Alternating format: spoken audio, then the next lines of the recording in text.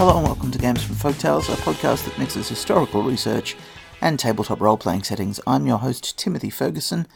I recorded a Christmas episode earlier this year, but because of the vagaries of podcast production, it floated to the start of December, so here's a replacement. It's about the Abbey of St. Nicholas at Tresco on the Scilly Isles. St. Nicholas is, in local lore, a fearsome chap. He's far more similar to the weapon smuggler, who turns up in the Narnia novels, than the jolly old elf that the Dutch took to America.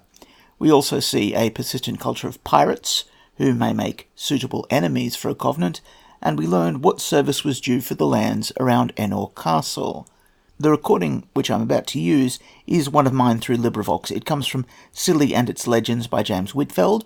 In the new year, when my current LibriVox projects are done, I'll be asking the Patreons of the podcast to pick the next book from a list I prepared. If they pick a book on Man or a book on Venice, for example, it'll help decide the shape of the next series of episodes. So now, Merry Christmas, and over to a slightly younger version of me. The Knight and the Dwarf. It was a goodly pile, the Abbey of St. Nicholas in Tresco, or as it was then called, Inniscore, embosomed like a picture in the setting of its brown hill, gleaming with heather blooms and with golden firs. In every direction around it lay hamlets and comfortable farmhouses, surrounded by cultivated lands and meadows of deep green. Surely the good fathers owned a fair heritage, and the state of their dependency showed that, while enjoying a pleasant lot themselves, they dealt gently and kindly with those beneath their sway. So it was in those days. Not then, as now, was the pilgrim or the wayfarer compelled to seek a venal welcome at the wayside inn. Not then, as now, was hospitality only to be bought.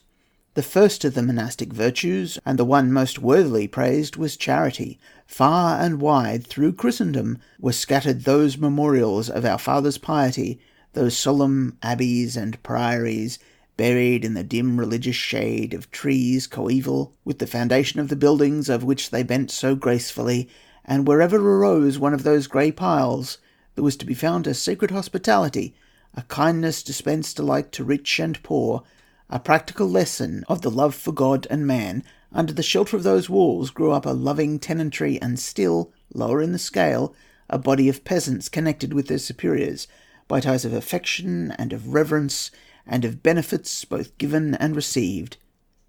Go now to Scilly and seek out the abbey gates. Where are they? In a bright garden, full of the luxuriant beauty of tropical flowers and shrubs, you pass by two glorious aloes, and behold a grey wall and a fine pointed arch. Is there anything more? Yes, there is yet one relic more. A few antique graves are scattered around, for this place, redolent of perfumes, was the burial ground of the abbey. There is nothing here to remind you of death. The ground is covered with a mosaic of bright-eyed blossoms, and the air is heavy with fragrance. These grey stones and ancient tombs are all that is left of the great abbey, and if you would ask for the old Catholic hospitality on this spot as of yore, it must be from the dead, whose mansions are lying about, and whose spirits may, peradventure, brood over the scene of a majesty decayed and spoiled and utterly laid waste. A hind passing by looks at you through the mossy arch. The wind moans round the fragments that remain, and the saddened stranger, gazing for a moment on the ruins of God's house, remembers what it once has been, and, with a sigh, turns sorrowfully away. Not such, however, was the appearance of the stately Abbey of St. Nicholas in Tresco, about the middle of the 14th century, one fine morning in May. The peace and dignified tranquillity that generally characterized it were gone. All was hot haste and confusion, and hurrying to and fro. The reverend brethren paced the lofty walls, or passed from chamber to court, and from court to chamber, or gazed through the great gates now wide open, with distress and terror painted upon their countenances. From time to time a string of cattle, or of sheep, or of beasts of burden entered the sacred precincts, while their drivers, accompanied by troops of women and children, outvied each other in their dismal tales, to which the monks listened with faces as pale as those of the speakers. Every now and then, amid the disarray and uproar, there arrived a band of armed men, headed by some one of higher rank, who held lands of the abbey by bridle and spear, and came with his vassals, to discharge his feudal devoirs by protecting it and doing battle in its cause. As troop after troop filed in, the military garnishing of the place became very respectable, and a casual observer would have smiled at the idea of danger to a stronghold so well defended, but the peril that menaced it was apparently of no common kind. In spite of the formidable muster of men-at-arms and spearmen and archers and crossbowmen that crowded the abbey courts, the terror that existed before their coming did not seem to cease, nor were its inmates reassured by their presence. In the midst of the discordant shouting and the absence of all order and of all authority, the monks and peasants and troops were mixed up together in a medley of inextricable confusion. No one was there of rank or of talent sufficient to entitle him to take the lead, as well as for others to acquiesce in his superiority. The only person to whom men would naturally have turned was the abbot. But the good priest was well nigh beside himself with dismay. He moved backwards and forwards amid the crowd as it ebbed and flowed, like a man paralysed by some great shock. "Monsignor St. Nicholas," was his constant and dolorous cry, "pity us and come to our aid. Save us, for we perish, and there is none to deliver us. Monsignor St. Nicholas, pray for us." The prayers and ejaculations of the worthy abbot were, nathless, of small avail towards the restoration of the peace so rudely disturbed. As drove and flock and horsemen and footmen passed into the monastery, it became evident that, spacious as were its limits, they would soon prove insufficient to accommodate the newcomers. The retainers of the house, armed and equipped for service, stood in groups or seated themselves to rest here and there, while their leaders seemed to have abandoned the idea, if such one ever existed, of establishing some discipline. After a few ineffectual efforts, they let things take their course and looked listlessly on. Now an order was issued to send forth scouts to ascertain what was passing on the side from which danger was dreaded, and then it was countermanded until thin lines of bluish smoke dotted the landscape in ominous proximity to the abbey, and the command was repeated, but it was unheard, or, if heard, unheeded. From time to time the man stationed on top of the great tower, as a lookout, reported the progress of the enemy, and at every fresh intimation of the spoiler's approach, the abbot's agony increased, and his appeals to Monsignor St. Nicholas became more incessant. One or two of the chief tenants tried to arrest the disorder that prevailed, and to induce the abbot to second them. There could be but one result, were this state of things to continue. They saw this, and made an effort to amend matters. "Holy Father," they said, "it is time to hang out of the tower the great banner of the house, and to man the walls." But to these appeals the priest turned a deaf ear. His reply was still the same. "God and Monsignor St. Nicholas be our aid," he cried. "What can I, or what can any man do in such a strait? Lo, I am a man of peace. What then know I of the battle or of blood? I will not trust in the arm of flesh, but in the weapons of the spirit and of prayer. Monsignor St. Nicholas, aid us." And the good followers of the abbey, thoroughly disheartened, shrugged their shoulders, and, great as might be the abbot's faith in the help of his patron saint, seemed themselves to share but little in his devout trust. They went back to their men with a look on their weather-beaten brows that spake as plainly as glance ever spake, of minds made up to meet the impending danger, but of hopelessness and utter despair of success. One of these men, who was past the prime of life and had apparently seen some service, from the broad scar that traversed his sunburnt forehead, was disposed to give vent to his discontent in words. He gazed sternly round the increasing crowds, whose din had become almost deafening, with no friendly or placable look. Then his eye wandered to the figure of the abbot, who was standing still, in a lamentable state of bewilderment and indecision. "Ay," muttered the stout veteran, half in soliloquy, and half addressing himself to his companion, "Heaven helps him who helps himself. My old captain, Sir John Chandos, whose one eye nothing ever escaped, on his soul be peace, could do naught with such scum as this. Would that I and my men were safely back and housed within the walls of my manor at Sampson.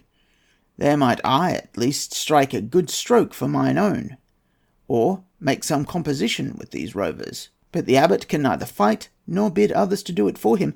Marry, he will find his prayers but a sorry defence against lance-heads and sword-points and blazing brands. I would give the value of 10 arpents of my best land, sith the fight must be fought against such odds, if Bras de Fer were but here." Most of this long monologue had fallen unheeded upon the tympanum of the abbot's ears, but they caught its conclusion. The effect was electric. The name pronounced seemed even as a beacon to a storm-tossed mariner, as a straw to a drowning man. He was in a moment absorbed by the one idea that he had just received, as though it were an inspiration from on high. Turning to William Lepore, the speaker, he demanded in an agitated voice where Bras de Fer was, and bade them summon him instantly. The attempt indeed was made, but it was made in vain. To cries that resounded on every side, coupled with his name, no answer was returned, save the significant one of silence. Bras de Fer was nowhere to be found, and the abbot's distress grew again to a height that would have been amusing, had it not also been sincere and real. A new cause for alarm was now superseded to those already existing. The warder on the tower announced the appearance of one of the scouts who had been sent out to explore the neighbourhood. At the same moment with the announcement, in he rode, spurring his panting hob or cob, whose bloody sides and foaming mouth gave tokens of his rider's headlong speed. In he rode, breathless, and almost without tongue to tell his tale. The crowd, as he entered, made way for him silently, and then closed round him and asked him for his tidings. They were soon told. The fleet of pirates whose threatened presence had frightened the islands from their propriety was the naval portion of those dreaded and detested routiers, who scorched their track upon the shores they visited with sword and flame. Like locusts they passed over the fair lands of France and Italy, and left a desert behind them. The fatal legacy of the English wars, they had lingered on, sometimes by the temptation of pay and plunder, bribed into the service of one of the neighbouring sovereigns, sometimes put down by the united forces of the crown and of the great barons, and sometimes, for lack of prey to feed upon, dwindling into mere herds of robbers. Still, however, they continued to exist, and were ever ready, at times of civil discord, to start up into unnatural strength and stature. Such a portentous gathering was it, that swept like a hurricane over the ancient Hesperides, the Fortunate Isles, now called Scilly, and threatened pillage and death against the fair abbey of Tresco. This formed the substance of the hobbler's tale.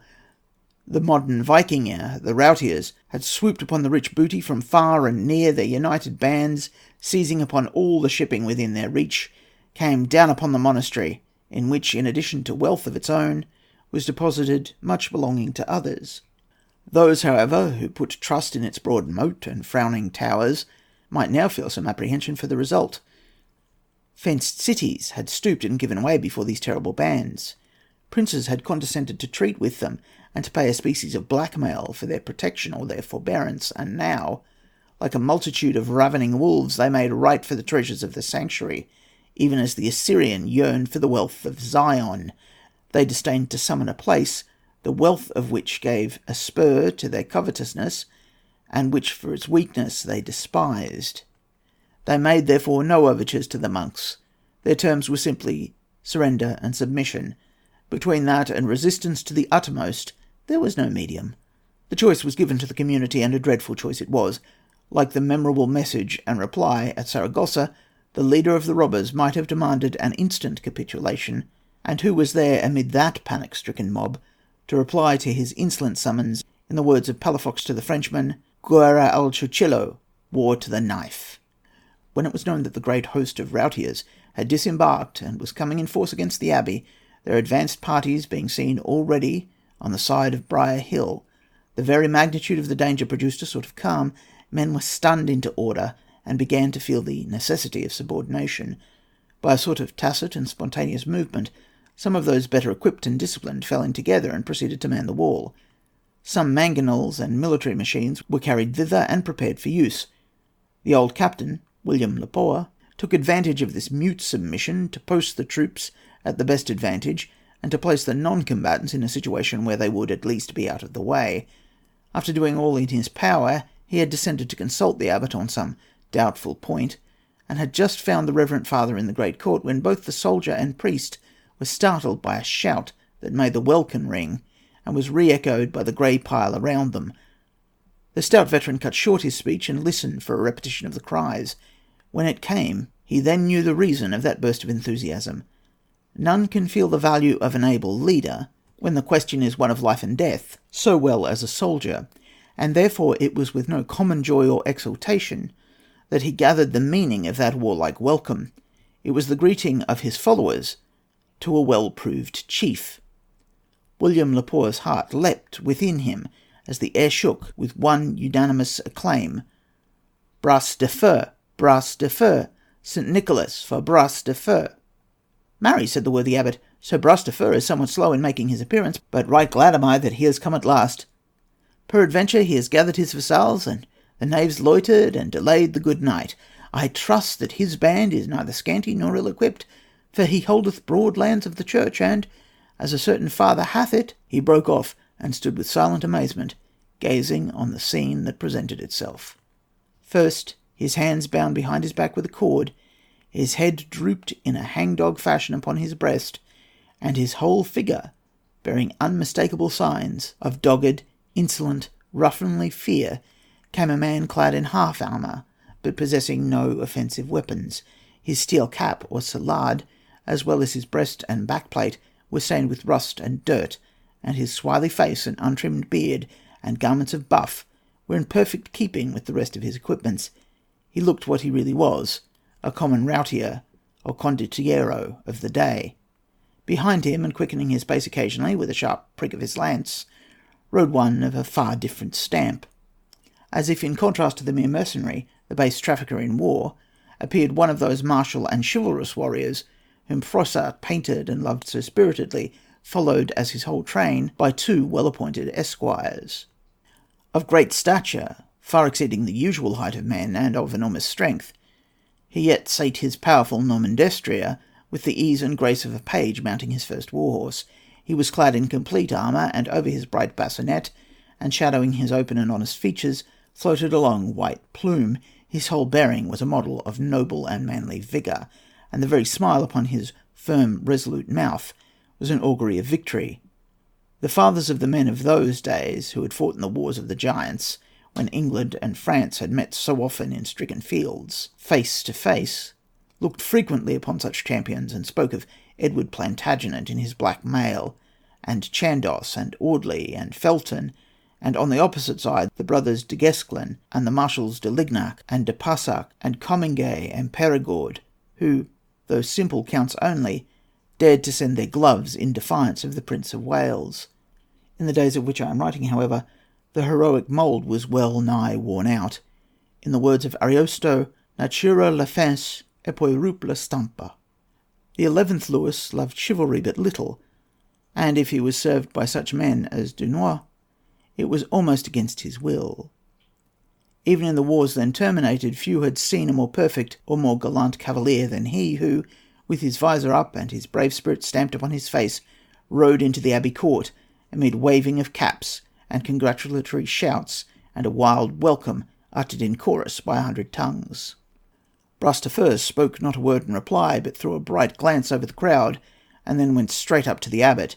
The holy man was paralysed. He gazed in utter astonishment upon the good knight, then upon his prisoner, and lastly upon his esquires. When, however, he was convinced of the reality of what he saw, when, by the existence of his senses, he became certain that the four, now grouped in his presence, composed the whole attendance of his redoubted vassal, astonishment gave place to anger, anger too great to find expression in words. All that he could say was, "Monseigneur St. Nicholas, aid us!" in a manner so ludicrously plaintive as to bring a smile on the lips of Bras de Fer. "Ay," said he, "my Lord Abbot, I trust he will help us, for we lack his aid, and, if legends tell the truth, he was a rude adversary in his day. Do ye know with whom you have yet to deal?" As no one answered the question, he continued, "If all the fiends of hell were let loose, saving your presence, my reverend friend, they could have no more fitting leader than the master spirit of that murthering and pillaging horde. As I rode in, I chanced to light on this villainous rout here, overthrew him horse and man, and got from him all the news he could furnish. I am ill at telling a story, so the sum of the whole is this. All the sea kings, as they are pleased to call themselves, are collected in one band to fall upon us, and at their head is that devil incarnate, Jean l'Accoucheur, who flays his captives alive." There was nothing simulated now in the dead silence that fell upon the crowd. The champing of the charger's bit sounded loud and harsh in the interval of that awesome pause. It seemed a sentence of death, so stern was the intelligence, and so crushing in its effects. It were as though one of those avenging seers of old had descended suddenly with a message from on high, and had proclaimed, "Thus saith the Lord, set thine house in order, for thou shalt die and not live." Bras de Fer alone appeared utterly unconscious of the heavy nature of the tidings he had brought. Springing lightly from his cell, he gave his steed to one of the esquires, and broke the spell by crying in a loud hearty tone, "To the rampants, my merry men, to the rampants! And ye would not have this bloodsucker make a meal of us." And he was turning away for the purpose of ascending the flight of steps leading to the walls, when he was arrested by the abbot, who now, for the first time since the night's coming, found the power to speak. "Tarry a while, Sir Bras de Fer," said he, "for I would fain question you. If it be sooth that the fiend Le Corcheur, whom God and St. Nicholas confound," here the abbot piously crossed himself, "be bound hitherward, and seeks to lay his sacrilegious hands upon the patrimony of the Blessed Church, wherefore does it chance that her first vassal, Sir Drew de Barrington, rides to her defence with such a scanty train? Is it possible that he comes alone, and not as of old, with banner displayed, and a goodly power of bowmen and spearmen, and with all the strength of carnal war?" "It is even so, my reverend friend," replied Sir Drew, or rather, as he was commonly called, Bras de Fer, indifferently, while his skilful eye took in at a glance all that was passing with the troops posted above. "It is even so. All my gathering consists of but myself, with Richard and Anthony yonder, unless you would count Bayard in the roll." "False man and false knight," shouted the churchman, who began to lose both patience and his senses at once under this new shock. "I rede you to know that St. Nicholas can resume his grants, aye, and he shall do it. Did we not give thee lands wide and fair to hold of the abbey by bridle and spear? And art thou not, as leal servant of the church, vowed to bring to her aid, whenever and by whomsoever attacked, 10 men at arms, each of them fully equipped and followed by 2 bowmen and a jackman? Where be they, thou faithless vavassor? God and St. Nicholas help us in our extremity, for of a verity we perish, and there is none to succour us." During the first part of this speech, Bras de Fer had been leisurely scanning the military preparations going on under the ordering of William Lepore, and had evidently paid but slight attention to the angry priest. But the tone of anguish that marked this closing sentence touched him. Kindly laying his hand on the abbot's arm, he said to him in a voice of singular gentleness and feeling, "Pause, my good old friend, ere you condemn me. I must be brief, for I am sadly wanted yonder, but the matter stands thus. Last night, when I received tidings of this pestilent invasion, I sent out, as was my duty, to summon to my standard all and more than all who were bound to bear arms in your defence. By sunrise this morning, the whole were reported by my muster-maker to be in waiting and ready to set out. But, as untoward fortune would have it, the Lady Claude, my wife, was taken by labour throes. I could not move her hither, nor could I leave her unguarded at home. I did what necessity compelled me to do. To defend my castle of Enor and her, I left my contingent, and surely it is a feeble garrison enough, but hither I came myself, as bound in honour, and so in my devoir to fight, and if need be to die, in your cause. So courage, my dear lord, we shall beat off these routiers, stout knaves though they be, and with the more credit, seeing the feebleness of our means of defence." The abbot groaned in spirit most dismally. "Ever have I found," he sighed, "that a woman is at the bottom of all evil or mischance. For what saith a certain father, ubi feminina, ibi diabolus. And as for the glory of which you speak, my fair son, would that in its place we had the 20 soldiers who are now awaiting the pleasure of Lady Claude." "Sith it may not be mended," answered Bras de Fer as he prepared to depart, "we must endure as well as we can, which is a piece of philosophy taught me by old Froissart. Yet cheer up and fear not. I am no braggart, God knows. Still bethink thee that perchance my arm and my leading may well balance, aye, and outweigh, the services of a few hirelings. There are in Scilly scores of such to be had for the buying, but there is only one Bras de Fer." So saying, he ascended the steps leading to the outer rampart, and left the abbot alone. The latter felt the justice of the remark. Bras de Fer, as a leader, had a reputation of the highest order. His military skill and judgment were unrivalled.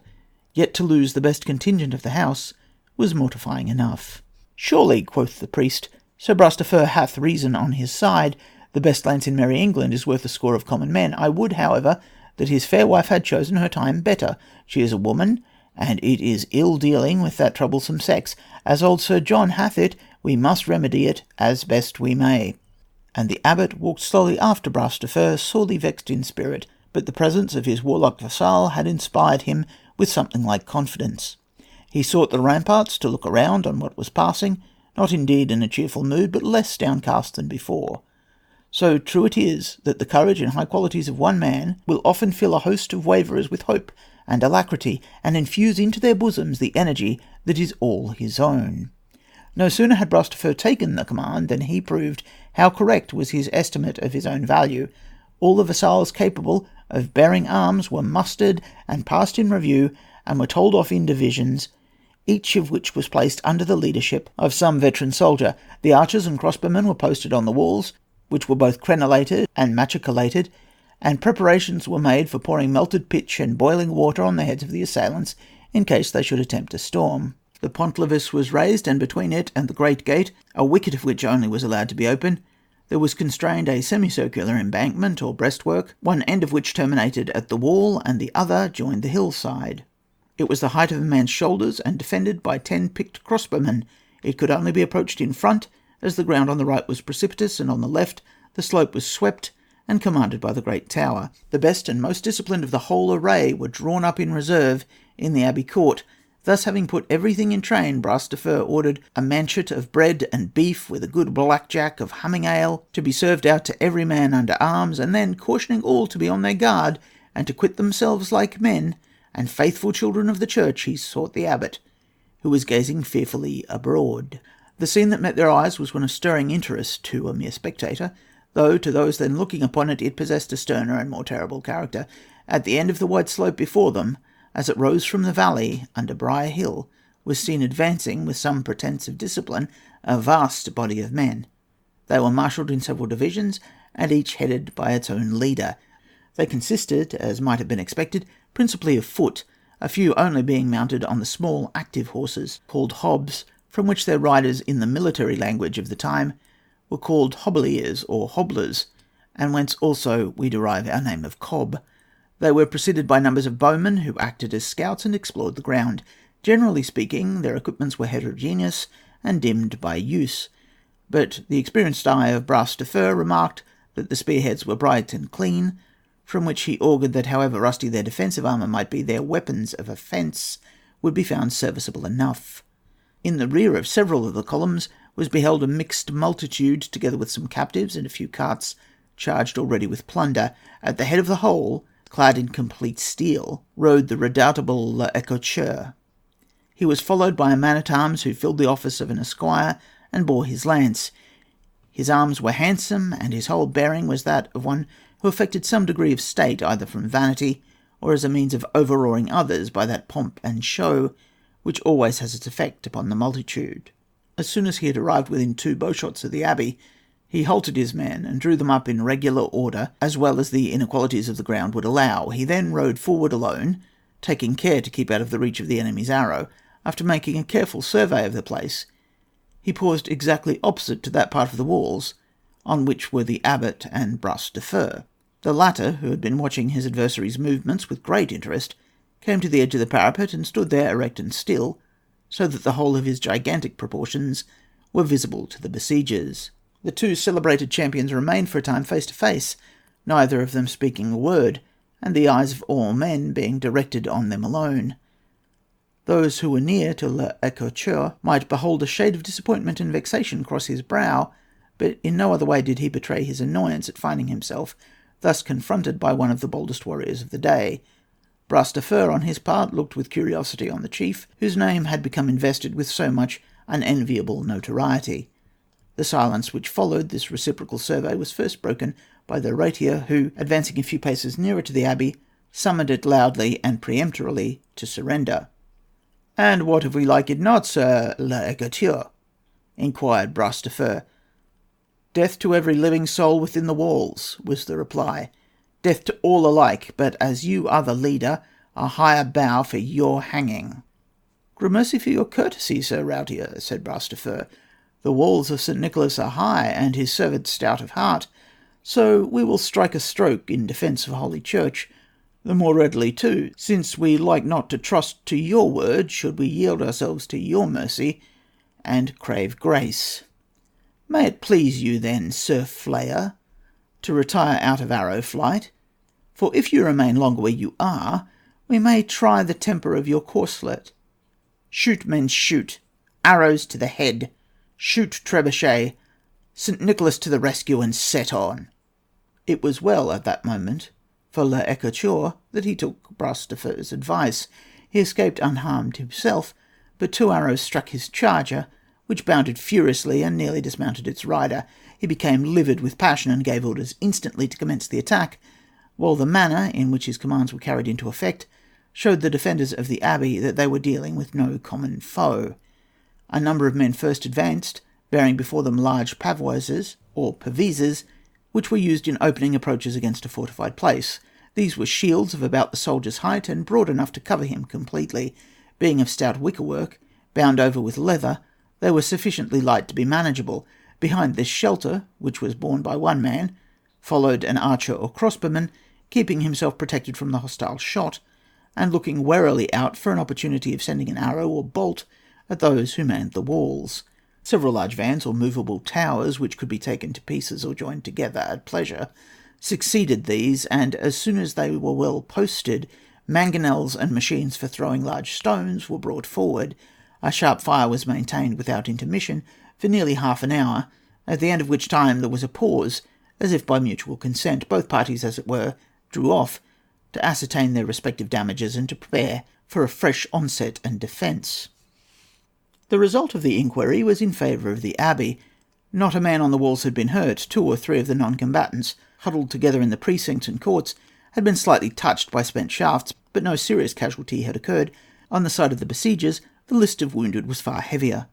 Nearly a dozen had been killed or severely injured by the abbey men, who shot coolly from under cover. The bodies of the slain and those pierced by arrows, as they were carried or as they staggered to the rear, were, in the eyes of both parties, an omen of success or failure. The defenders were animated with hope and courage, and the attacking forces were equally dispirited and depressed.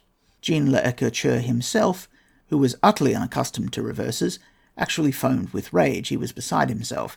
He shook his clenched fist at the abbey and addressed its guardians with the foulest blasphemies. At the same time, he directed his men to begin the assault anew. Long ladders were prepared and brought to the front, while a fresh band of archers came forward and watched every portion of the walls. While this was passing without, Bras de Fer was not idle within. His eye and overlooking care were everywhere. Amid a hail of arrows, he seemed to bear a charmed life. Armed cap à pie, a bright and lofty mark, he moved from post to post, advising some, cautioning others, and speaking to all in that clear, bold tone of confidence which a soldier loves. At last he came to the spot where, sheltered by a corner tower, the abbot stood to watch the progress of the fray. "What think you, Sir Bras de Fer?" said he, as the knight rejoined him. "How speeds the day with those sons of Belial?" "And they succeed no better than hitherto," answered the knight. "Theirs is but a labour thrown away, not a step has been gained yet. But they have lost some of their best men. Courage, my reverend friend. The Abbey of St. Nicholas will be a virgin fortress still. But what is this?" he added, pointing to a figure on the ramparts, at no great distance from them. On nearer approach, it was seen to be the abbot's favourite dwarf, dragging after him with difficulty a weapon of antique form and enormous size and weight. The sight seemed to rouse the abbot's indignation and surprise to the highest pitch. "Anathema Maranatha!" he cried. "The profane imp of evil has laid his sacrilegious hands upon the feudal arbalete of the blessed Monseigneur St. Nicholas, which he wrested from the Cornish giant who robbed Lombard merchants coming hither to traffic, and pious pilgrims as they crossed the abbey lands. Yea, and slew the heathen with his own bow. Thou misshapen knave, knowest thou not the sanctity of that consecrated weapon? Answer me, thou misbegotten and mischievous varlet." "And knowest thou not, Lord Holy Abbot," replied the dwarf, "that a bolt from it hath pierced a coat of Spanish mail at 500 good paces?" With these words, much to the amusement of Bras de Fer and to the wrath of the abbot, he proceeded to drag his load to the parapet, on which, with much trouble, he rested it. He then attempted to string it, but in vain. The bow and cord, alike of steel, resisted his efforts, and he chafed with rage at seeing himself thus foiled. Bras de Fer walked up to his side, and watched him, as well as the weapon, with a curious eye. While the scene was passing within, the attack without was recommenced, more hotly than ever. Jean l'Ecorcheur stormed with fury like a fiend. He rode in among the Beauvoises, cursing and shouting to his men, who exerted themselves desperately in hopes of gaining distinction under the eye of a leader who never rewarded with a niggard hand. Their shot flew thick and fast and wounded some of the besieged. At last he espied the abbot in his place of safety. The sight of the good priest almost seemed to drive him mad. He overwhelmed the abbey and all connected with it with the vilest abuse. Raising himself in his stirrups and shaking his mailed hand at the walls, he bade their defenders yield instantly and be at his mercy. "Thou dog of an abbot," he cried, "for the slaughter of my men, I will take with thee a reckoning that shall deter others from following thy example. By all the fiends in hell I will roast together in a slow fire thee and the image of thy mock saint, Nicholas, whom may Beelzebub—" The rest of the sentence was never spoken, for word passed not those brutal lips again. Bras de Fer, as was related above, stood by the dwarf and watched his abortive efforts to bend the mighty bow of St. Nicholas. Suddenly an idea seemed to strike him. Pushing the little man gently aside, he seized the string and drew it to the spring, as lightly as though it were a silken cord. Then he adjusted a bolt to the groove and took a deliberate aim, and at the very moment when l'Ecorcheur was pouring forth his blasphemies against St. Nicholas, the bow of St. Nicholas avenged him. The bolt entering his mouth passed into his brain, and the routier, springing convulsively up into the air, fell upon the plain a lifeless corse. Quote, "As it crashed through the brain of the infidel, round he spun and down he fell. Ere his very thought could pray, unannealed he passed away, without a hope from mercy's aid, to the last a renegade." End quote. "Well shot, Quarrel!" cried the exulting dwarf, but Bras de Fer preserved a stern and thoughtful silence. He waved with his hand a signal for his men to cease their discharge, and then stood watching the effect of his blow. That effect was indeed decisive. L'Ecorcheur, like Bras de Fer, was a leader who had no second to supply his place. At first there was a confused rush to the spot where his body lay, but when he was discovered to be past all aid, a panic fell on the great host that had so lately obeyed him as one man, and it began to melt away like the mists on a mountainside. All the military train with the plunder was left standing before twilight came down. Not a routier was in the island of Tresco. Their white sails gleamed upon the waves. The deliverance of the abbey was complete. Bras de Fer, with the priest, watched their rapid and disorderly retreat along the margin of the broad lake, which then, as now, occupied the valley. "Thine was a happy shot, Sir Knight," said the abbot. "Surely it was a blessed deed. Sir Nicholas served thy arm to smite that spoiler hip and thigh. Thou hast slain the accursed Philistine, even while he railed against the servant of God." "Sir Monk," replied Bras de Fer with unusual gravity, "I do not gainsay you, neither do I deny that the fall of Jean l'Ecorcheur by my hand has preserved your abbey. I cannot expect you to feel as a soldier feels, but this I will say. Whom men call the Flayer, routier as he was, still was a valiant soldier. Truly I slew him, and I did it in good cause, yet he and I have ridden together under the same banner, and fought in many a bloody field. It would have pleased me better had we met on yonder open plain, horse to horse and man to man, in fair and knightly strife. As it is, I smote him, after the fashion of the simple dwarf, from under cover, as I have heard in your holy book that Abimelech, a stout Jewish captain, was stricken by the hand of a woman. Meseemeth it was not thus that Bras de Fer should have conquered in your cause." "Tush, my son," said the abbot impatiently. "These be silly questions of what is called honour. What matters it, so long as the mad wolf be killed, by what hand or by what weapon he falls?" "True, father," replied Bras de Fer. "I believe you are in the right. After all, our little friend here deserves more credit than I. God inspired him with the idea, which I put in practice.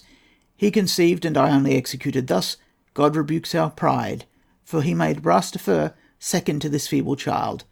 It is God alone who is our deliverer. To him and to his name be praise."